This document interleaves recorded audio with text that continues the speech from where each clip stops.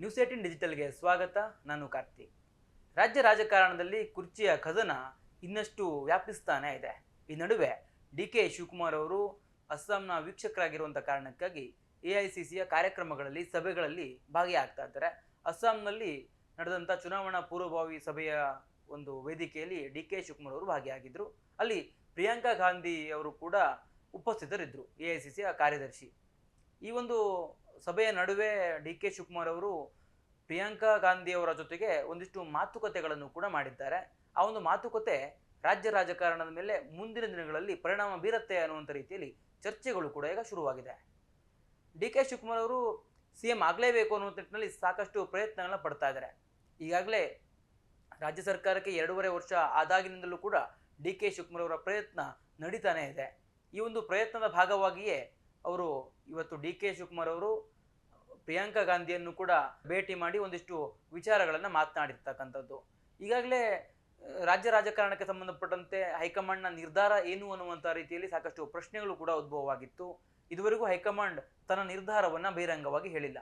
ಕೇವಲ ನಾಯಕತ್ವ ಚರ್ಚೆಯ ವಿಚಾರವನ್ನು ಪ್ರಸ್ತಾಪಿಸಿರ್ತಕ್ಕಂಥ ನಾಯಕರಿಗೆ ಯಾವುದೇ ರೀತಿಯ ನೀವು ಬಹಿರಂಗವಾಗಿ ಹೇಳಿಕೆಗಳನ್ನು ಕೊಡಬೇಡಿ ಅನ್ನುವಂಥ ಸೂಚನೆಯನ್ನು ಕೊಟ್ಟಿತ್ತೇ ವಿನಃ ನಾಯಕತ್ವ ಬದಲಾವಣೆ ಅಥವಾ ನಾಯಕತ್ವವನ್ನು ಮುಂದುವರಿಸುವಂಥ ವಿಚಾರಕ್ಕೆ ಸಂಬಂಧಪಟ್ಟಂತೆ ಕಾಂಗ್ರೆಸ್ ಹೈಕಮಾಂಡ್ ಯಾವುದೇ ನಿರ್ಧಾರವನ್ನು ಕೂಡ ಪ್ರಕಟಿಸಿರಲಿಲ್ಲ. ಈಗಾಗಲೇ ಡಿ.ಕೆ. ಶಿವಕುಮಾರ್ ಅವರು ದೆಹಲಿ ಯಾತ್ರೆಯನ್ನು ಕೂಡ ಮುಗಿಸಿ ಬಂದಿದ್ರು. ಅಲ್ಲಿ ಸಾಕಷ್ಟು ಜನ ಎಐಸಿಸಿ ನಾಯಕರನ್ನು ಕೂಡ ಭೇಟಿಯಾಗಿದ್ದರು. ಈ ನಡುವೆ ಇವತ್ತು ಮತ್ತೆ ಏನು ಅಸ್ಸಾಂನ ವೀಕ್ಷಕರಾಗಿರುವಂಥ ಕಾರಣಕ್ಕಾಗಿ ಎಐಸಿಸಿಯ ಸಭೆಯಲ್ಲಿ ಭಾಗಿಯಾಗಬೇಕಿತ್ತು. ಗುವಾಹಟಿಯಲ್ಲಿ ನಡೆದಂಥ ಸಭೆಯಲ್ಲಿ ಡಿ.ಕೆ. ಶಿವಕುಮಾರ್ ಅವರು ಒಂದಿಷ್ಟು ಆ ಒಂದು ಚುನಾವಣಾ ಸಭೆಯ ನಂತರದಲ್ಲಿ ಪ್ರಿಯಾಂಕಾ ಗಾಂಧಿ ವಾದ್ರಾ ಅವರನ್ನು ಖಾಸಗಿ ಅಂದರೆ ಪ್ರತ್ಯೇಕವಾಗಿ ಭೇಟಿಯಾಗಿದ್ದಾರೆ. ಆ ಒಂದು ಪ್ರತ್ಯೇಕ ಭೇಟಿಯ ವೇಳೆ ಕೆಲವೊಂದಿಷ್ಟು ಸೂಕ್ಷ್ಮ ವಿಚಾರಗಳನ್ನು ಕೂಡ ಅವರ ಗಮನಕ್ಕೆ ತರುವಂಥ ಕೆಲಸವನ್ನು ಮಾಡಿದ್ದಾರೆ. ಜೊತೆಗೆ ಆ ಭೇಟಿಯ ಚರ್ಚೆಯನ್ನು ಡಿ.ಕೆ. ಶಿವಕುಮಾರ್ ಅವರು ತನ್ನ ಆಪ್ತರೊಂದಿಗೂ ಕೂಡ ಹೇಳಿಕೊಂಡಿದ್ದಾರೆ, ವಿಚಾರ ವಿನಿಮಯ ಮಾಡಿಕೊಂಡಿದ್ದಾರೆ ಅನ್ನುವಂಥದ್ದು ಕೂಡ ಈಗ ಚರ್ಚೆಯಲ್ಲಿದೆ.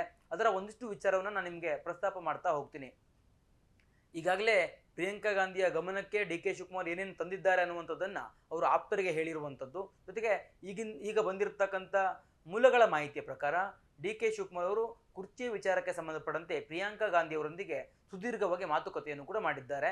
ಜೊತೆಗೆ ಈ ಹಿಂದೆ ಚುನಾವಣಾ ಸಂದರ್ಭದಲ್ಲಿ ಜೊತೆಗೆ ಸರ್ಕಾರ ಅಧಿಕಾರಕ್ಕೆ ಕಾಂಗ್ರೆಸ್ ಪಕ್ಷ ಅಧಿಕಾರಕ್ಕೆ ಬಂದ ನಂತರದಲ್ಲಿ ಯಾವ ರೀತಿಯಾಗಿ ಮಾತುಕತೆ ನಡೆದಿತ್ತಲ್ಲ, ಆ ಒಂದು ಮಾತುಕತೆಯಂತೆ ಎಐಸಿಸಿ ಸೂಚನೆ ಕೊಟ್ಟು ನನ್ನನ್ನು ಸಿಎಂ ಆಗಿ ಮಾಡಬೇಕು ಅನ್ನುವಂಥ ಬೇಡಿಕೆಯನ್ನು ಇಡುವ ಜೊತೆಗೆ ರಾಹುಲ್ ಗಾಂಧಿ ಅವರಿಗೆ ಈ ವಿಚಾರವನ್ನು ಮನದಟ್ಟು ಮಾಡಿ ತನ್ನ ಅನಿವಾರ್ಯತೆ ಏನು, ತನ್ನ ಸಾಮರ್ಥ್ಯ ಏನು, ತನ್ನ ಸಂಘಟನಾ ಬಲ ಏನು ಅನ್ನುವಂಥದ್ದನ್ನು ರಾಹುಲ್ ಗಾಂಧಿ ಅವರ ಗಮನಕ್ಕೆ ತನ್ನಿ ಅನ್ನುವಂಥ ನಿಟ್ಟಿನಲ್ಲಿ ಪ್ರಿಯಾಂಕಾ ಗಾಂಧಿ ಅವರಿಗೆ ಮನವಿಯನ್ನು ಕೂಡ ಡಿ.ಕೆ. ಶಿವಕುಮಾರ್ ಅವರು ಮಾಡಿಕೊಂಡಿದ್ದಾರೆ ಅಂತ ಹೇಳಲಾಗ್ತಾ ಇದೆ. ಅದರ ಜೊತೆಗೆ ಪ್ರಿಯಾಂಕಾ ಗಾಂಧಿ ಕೂಡ ಅಂದರೆ ಸಾವಧಾನದಿಂದ ವರ್ತನೆ ಮಾಡೋದಕ್ಕೆ ಡಿ.ಕೆ. ಶಿವಕುಮಾರ್ ಅವರಿಗೆ ಸೂಚನೆಯನ್ನು ಕೊಟ್ಟಿದ್ದಾರೆ ಅನ್ನುವಂಥ ನಿಟ್ಟಿನಲ್ಲಿ, ಅಂದರೆ ಯಾವುದೇ ರೀತಿಯ ಗಲಿಬಿಲಿ ಆಗದೇ ಇರೋ ರೀತಿಯಲ್ಲಿ, ಗೊಂದಲಗಳು ಸೃಷ್ಟಿಯಾಗದೇ ಇರೋ ರೀತಿಯಲ್ಲಿ ನೋಡ್ಕೊಳ್ಳಿ, ಜೊತೆಗೆ ನಿಮ್ಮ ಆಪ್ತರಿಗೂ ಕೂಡ ಬಹಿರಂಗ ಹೇಳಿಕೆಗಳನ್ನು ಕೊಡದೇ ಇರುವಾಗಿ ನೋಡ್ಕೊಳ್ಳಿ ಅನ್ನುವಂಥ ರೀತಿಯಲ್ಲಿ ಸೂಚನೆಯನ್ನು ಕೂಡ ಕೊಟ್ಟಿದ್ದಾರೆ ಅಂತ ಹೇಳಲಾಗ್ತದೆ. ಒಟ್ಟಾರೆಯಾಗಿ ರಾಹುಲ್ ಗಾಂಧಿ ಅವರನ್ನ ಭೇಟಿ ಮಾಡಿಸಿ ಅನ್ನುವಂಥ ರೀತಿಯಲ್ಲಿ, ರಾಹುಲ್ ಗಾಂಧಿ ಅವರೊಂದಿಗೆ ಈ ವಿಚಾರವನ್ನು ಮಾತನಾಡಿ ಅನ್ನುವಂಥ ರೀತಿಯಲ್ಲಿ ಡಿ.ಕೆ. ಶಿವಕುಮಾರ್ ಅವರು ಅಲ್ಲಿ ವಿನಂತಿಯನ್ನು ಕೂಡ ಮಾಡಿಕೊಂಡಿದ್ದಾರೆ. ಆ ವಿನಂತಿಗೆ ಸಕಾರಾತ್ಮಕವಾಗಿ ಪ್ರಿಯಾಂಕಾ ವಾದ್ರಾ ಅವರು ಸ್ಪಂದನೆ ಮಾಡಿದ್ದಾರೆ ಅಂತ ಹೇಳಲಾಗ್ತದೆ. ಆದರೆ ಹೈಕಮಾಂಡ್ನ ಒಂದು ಮಟ್ಟದಲ್ಲಿ, ಅಂದರೆ ರಾಹುಲ್ ಗಾಂಧಿ ಅವರು ಇರ್ಬೋದು, ಸೋನಿಯಾ ಗಾಂಧಿ ಅವರ ಮಟ್ಟದಲ್ಲಿ ಯಾವ ರೀತಿಯ ನಿರ್ಧಾರ ತೆಗೆದುಕೊಳ್ಳಲಾಗತ್ತೆ ಅನ್ನುವಂಥದ್ದನ್ನು ಕಾದು ನೋಡಬೇಕು. ಜೊತೆಗೆ ಬಜೆಟ್ ಅಧಿವೇಶನ ಇರುವಂಥ ಕಾರಣಕ್ಕಾಗಿ ಸದ್ಯಕ್ಕೆ ನಾಯಕತ್ವ ಬದಲಾವಣೆ ವಿಚಾರವನ್ನು ಹೈಕಮಾಂಡ್ ಮನಸ್ಸು ಮಾಡುತ್ತಾ ಅನ್ನುವಂಥ ಪ್ರಶ್ನೆಯೂ ಕೂಡ ಉದ್ಭವವಾಗಿದೆ. ಇದೆಲ್ಲದರ ಜೊತೆಗೆ ಡಿ.ಕೆ. ಶಿವಕುಮಾರ್ ಅವರು ಇವತ್ತು ಅಸ್ಸಾಂನಲ್ಲಿ ಪ್ರಿಯಾಂಕಾ ಗಾಂಧಿ ಅವರೊಂದಿಗೆ ನಡೆಸಿದಂಥ ಒಂದು ಪ್ರತ್ಯೇಕ ಮಾತುಕತೆ ಇದೆಯಲ್ಲ, ಇನ್ನಷ್ಟು ಚರ್ಚೆಯನ್ನು ಹುಟ್ಟುಹಾಕಿದೆ.